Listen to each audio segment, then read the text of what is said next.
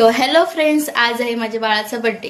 तर आज पूर्ण ब्लॉग मध्ये दाखवणार आहे सकाळपासून रात्रीपर्यंत काय होणार आहे.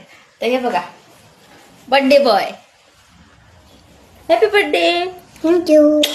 Bye bye. ब्लॉग बघायला विसरू नका. तर सकाळी सकाळी आमचं पिल्लू रेडी झालं, नवीन कपडे वगैरे घालून शायनिंग मारत होतं.